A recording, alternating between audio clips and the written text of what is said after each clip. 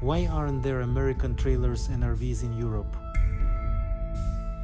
Our company was contacted by a subscriber of the YouTube channel, a resident of a European country who asked us to help him select and deliver an American trailer to Europe.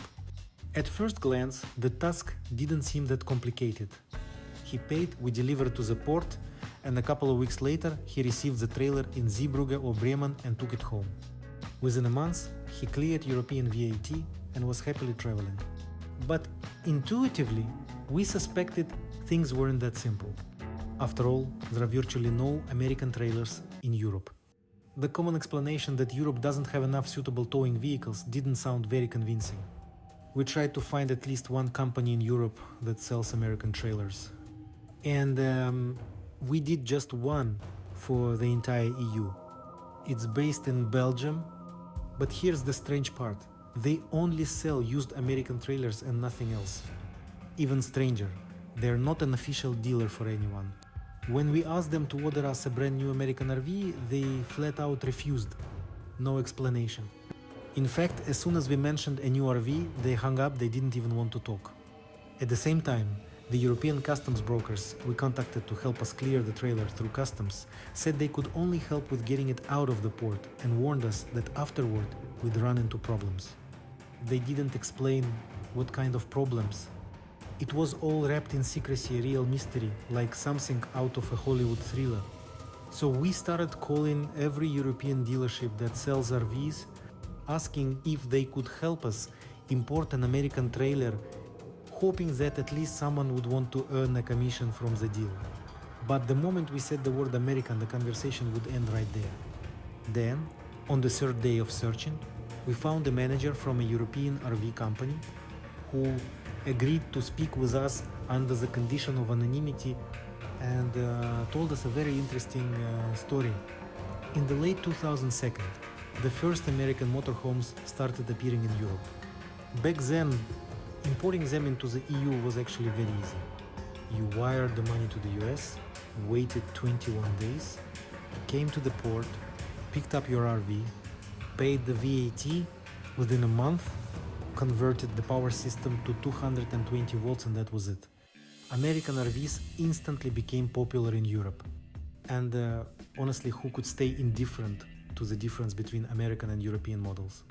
For example, on a European RV it takes two people around 15 minutes to set up the awning. On an American RV, 10 seconds. Just press one button. American awnings are equipped with vibration sensors that detect strong wind and automatically retract the awning, protecting it from damage. European RVs don't have that. If you don't take down a European awning before the rain, it might break. American RVs have an automatic rainwater drainage system. If water collects on the awning, the arms will bend under the weight and drain it off. In strong wind, a European awning can act like a parachute and snap. That's why you have to take it down at night or anytime wind is expected. And again, removing a European awning takes 2 people and 15 minutes. In a European trailer, you have to empty the toilet cassette every single day. And let's be honest, it often gets messy. In an American RV, you do it once a week. It's clean, no smell, no leaks, just open the valve and you're done. So instead of thinking about toilets on your holiday, you actually get to enjoy your holiday. With a European trailer, you can't connect it to your home's plumbing, so it's hard to use it as an extra living space. You have to empty the toilet cassette after every visit, or the tank starts to smell. But in American RV, you hook it right into the sewage line just like at home. In a European trailer, there's no constant water pressure. The pump only runs when you open the tap. That means no washing machine, no dishwasher. And the pump, it breaks all the time. In an American RV, water pressure works just like at home. Turn, the tap water flows. Want a washer or dryer on board? No problem. Right here, laundry machine and dryer built in.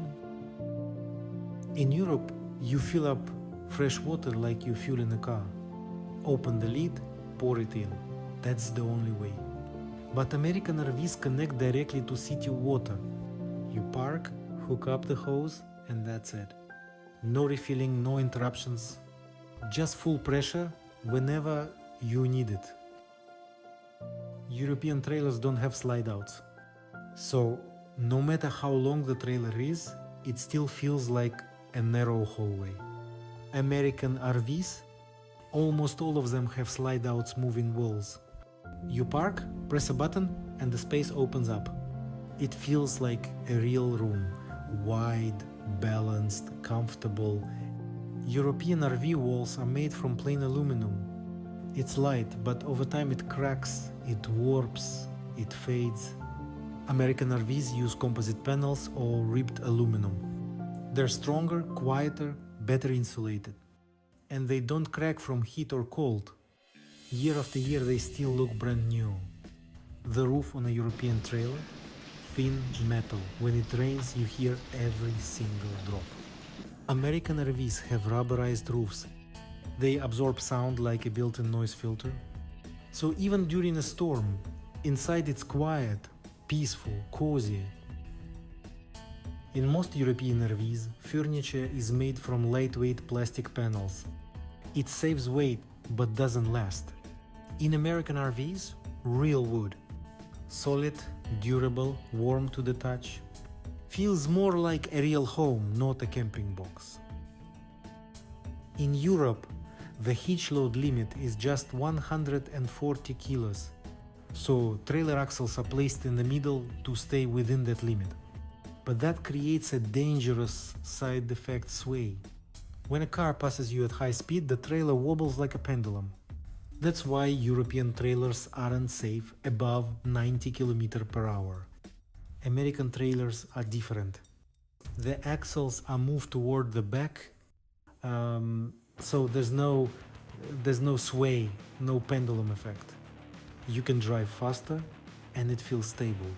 And since the rear can handle more weight, you can mount a generator, bumper or hitch all without issues.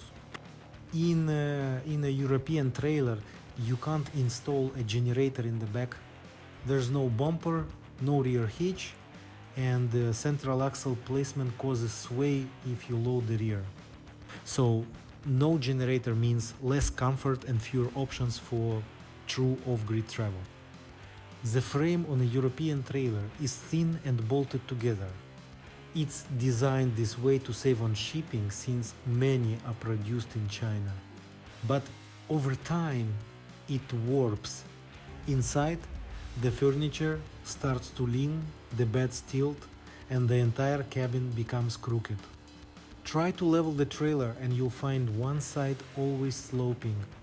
One bed flat means the other is on an incline. It's not just ugly, it makes proper leveling at campsites nearly impossible.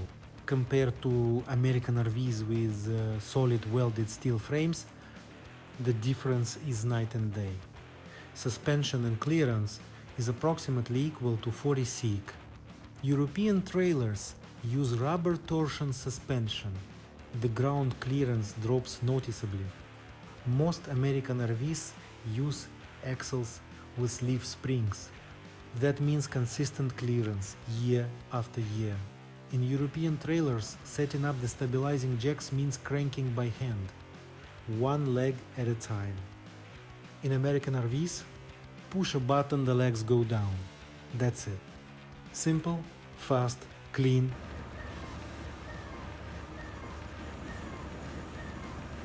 European trailers have all water inlets exposed outside, which means in winter they freeze.